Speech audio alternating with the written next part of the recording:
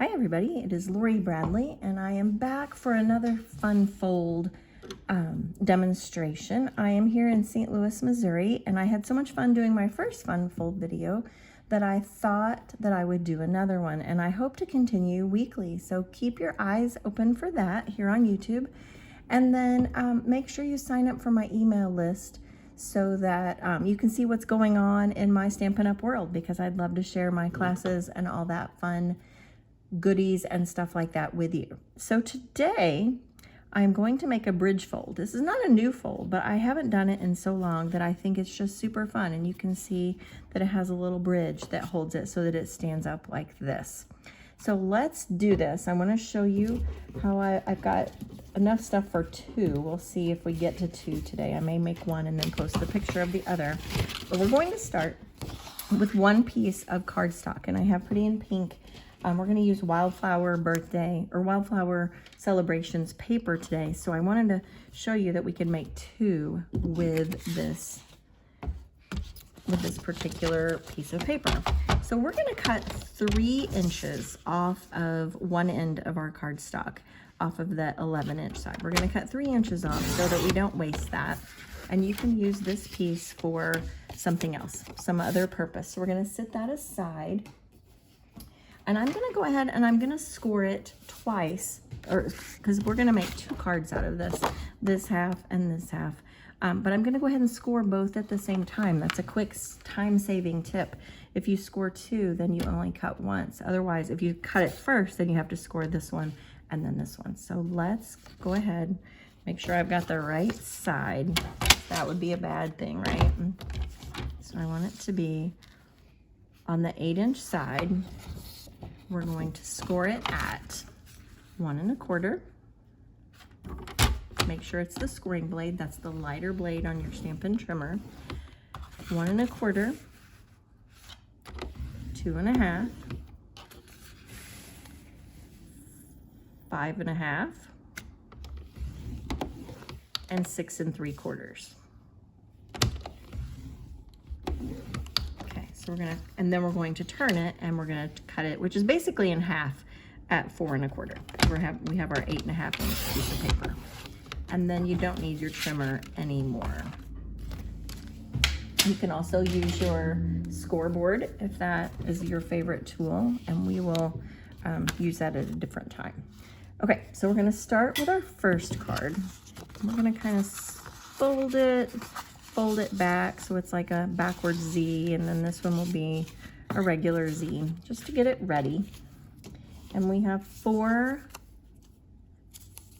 1-inch pieces of Designer Series paper. And actually, I'm going to do the pink one, or the birthday cake one, so that I've got a different than my sample.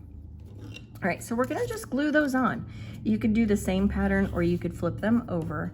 Doesn't really matter, but since my pattern on the back is a little bit different, I'm just gonna go ahead and I'm gonna put all my birthday cake paper on the small panels. Okay, there's one, and we're just gonna leave a 1/4 inch border around the outside. Just make sure your cakes are all facing the right direction. 1 inch doesn't exactly give the perfect cuttings of the cake on this one, but I think it's okay. I think it's okay. Then we're gonna do the other side. Now on my first card, my sample card, I have a white panel on the inside on this part right here. I'm gonna switch that up on this one, and I'm gonna do a pattern, and then we'll put our sentiment on the back just to make it a little more fun. Okay. It's going to be a very girly birthday card. So if you have a girl in your life who has a birthday coming up, we're going to make that great for her. All right, so I'm going to put the pink gingham. I love this paper. Usually I'm always all about the using the side that has the metallic accents, but I love this gingham, so I'm going to use it for this card. And this one, you could do a matte if you wanted to, but since I'm doing it the same as my strips, then we're just gonna do it the same size. So it's 4 inches long by 2 3/4. All right, so that's the basic part. Now let's make the bridge. I have a pink, pretty in pink strip that's 1 1/4 by 5 1/2. And we're going to put on a pink gingham strip. So it coordinates with the back. I haven't done this yet, so I haven't tried this out. So hopefully the patterns all work together. And we are going to glue it. We're gonna put glue on approximately about 1 inch on each end, because we have to make sure that our card fits into our envelope, because just like this, it's not going to fit into the envelope, okay? So I'm gonna just start on one end, doesn't matter which one. I'm gonna put it where I want it, just along that left side, okay? I'm gonna hold that down. Now, when our card folds, we're really gonna just fold it right here, and we're gonna line up this strip. Oops, I'm going off the edge here a little bit. Line up that strip to the other end of our card. So when it goes in the envelope, it will actually fit in just like this. And I'm gonna flatten that to make sure that our bridge doesn't actually bow up in the middle. Okay, so we've got our bridge ready. I'm gonna lay that down. Now let's decorate this. That was the simple part. Super easy. Trying to decide, I might put a couple of cupcakes. We could do a cupcake. Actually, I know what I want. I'm gonna cut open this birthday cake like that. It's gonna be like that. So I'm just gonna put some glue right across the middle.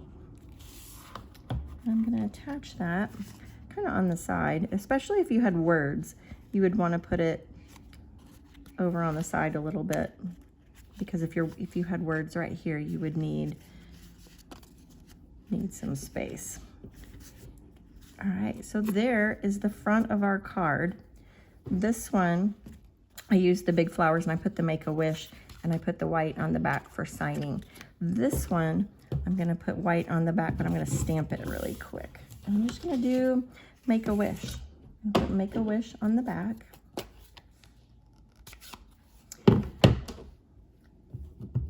And that will be our birthday sentiment. Make sure I can see here.